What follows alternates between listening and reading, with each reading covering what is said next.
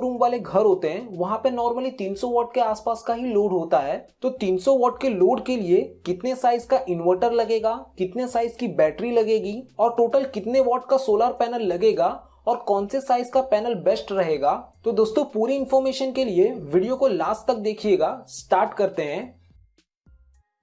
तो दोस्तों हम लोग 300 वॉट में कौन कौन से लोड चला सकते हैं पहले वो देख लेते हैं। जैसे कि कंसीडर कर लीजिए कि 2 फैन है जो कि 80 वॉट का है, 2 एलईडी लाइट है जो कि 25 वॉट की है, एक ट्यूब लाइट है, ट्यूब लाइट नॉर्मली 40 वॉट की होती है, और एक एलईडी टीवी है।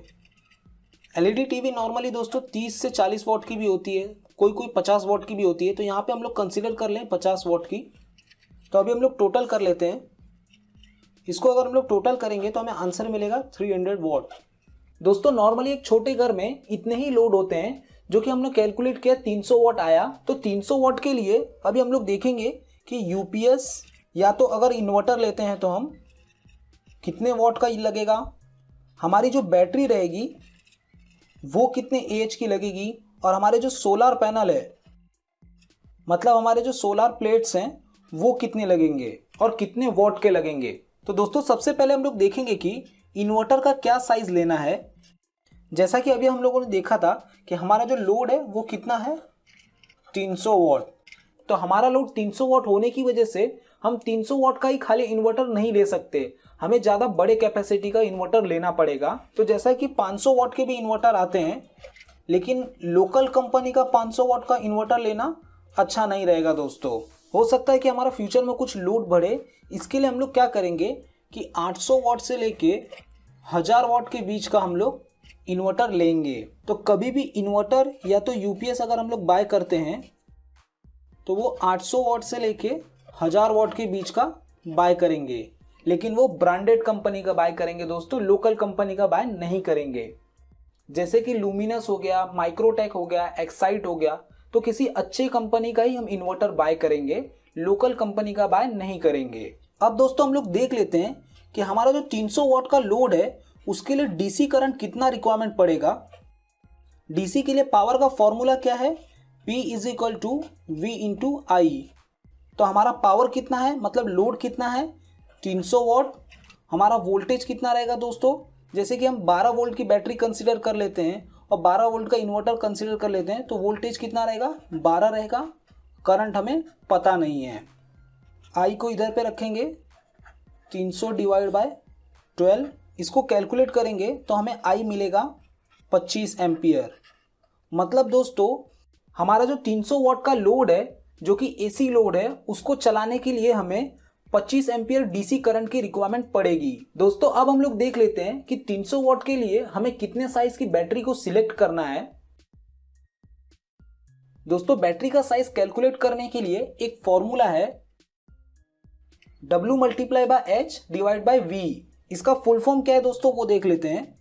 W for total load, H for backup time in hours divide by battery voltage. तो दोस्तों हमारा लोड कितना था 300 वॉट। बैकअप टाइम आवर्स मतलब हमें कितने देर तक का बैकअप चाहिए, जैसे कि लाइट चली जाए तो हमारी बैटरी के ऊपर कितने देर तक हमारा लोड चलना चाहिए।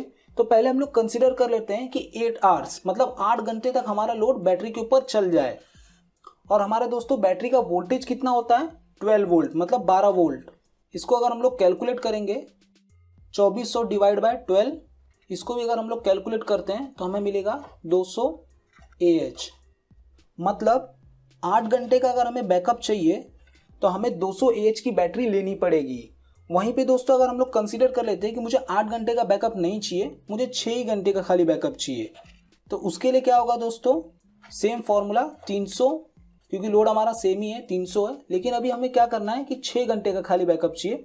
तो यहाँ पे हम लोग 6 रखेंगे, डिवाइड बाय 12 करेंगे, वापस इसको कैलकुलेट करेंगे तो 1800 डिवाइड बाय 12, इसको अगर हम लोग कैलकुलेट करते हैं तो हमें आंसर मिलेगा 150 AH। मतलब दोस्तों 300 वॉट के लोड के लिए अगर हमें 6 घंटे का बैकअप देना है तो हमें 150 AH की बैटरी का यूज़ करना पड़ेगा, और अगर हमें 8 घंटे का बैकअप देना है तो हमें 200 AH की बैटरी का यूज़ करना पड़ेगा। 200 AH की बैटरी अप्रोक्स 15 से 16,000 के बीच में मिल जाती है और वहीं पे 150 एच की बैटरी 9,000 से 10,000 के बीच में मिल जाती है। बैटरी के भी बहुत सारे टाइप आते हैं, जैसे कि lead acid battery, dry battery, tubular battery.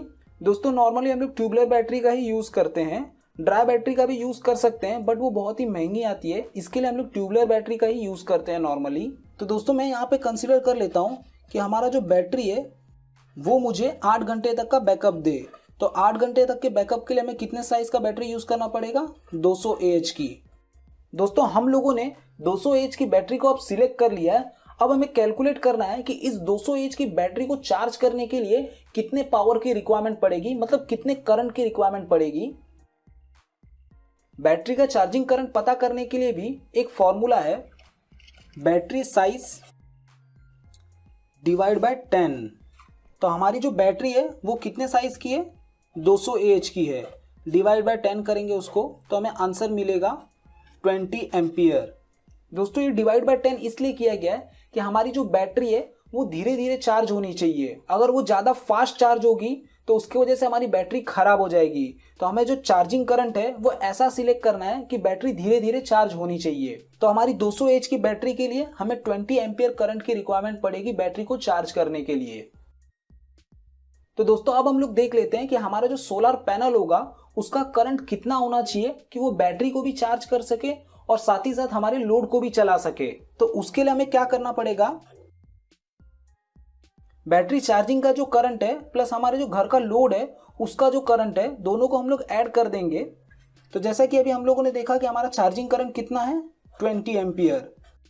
और जैसा कि दोस्तों हम लोगों ने पहले कैलकुलेट किया था कि हमारा जो घर का लोड है उसके लिए 25 एम्पियर करंट की रिक्वायरमेंट पड़ेगी। तो यहाँ पे कितना कर देंगे, 25।